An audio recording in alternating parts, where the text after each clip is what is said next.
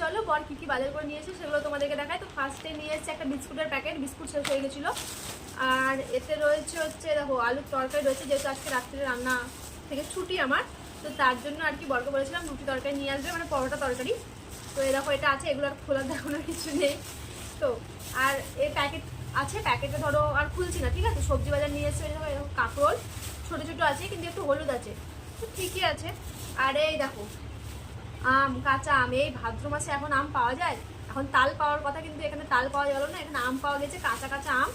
তো খুলে দেখায় একটা তোমাদেরকে, এই দেখো কাঁচা আম, পুরো একদম পুরো শক্ত টাইট। তো এটা নিয়ে এসছে 1 কিলো, তো যাই হোক কেয়ার করা যাবে। আর নিয়ে এসছে যে এরকম পটল নিয়ে এসছে, ঠিক আছে। আর কি নিয়ে এসছে এরকম নিয়ে এসছে হচ্ছে টমেটো, 1 কিলো টমেটো নিয়ে এসছে, বুঝতে পারছো।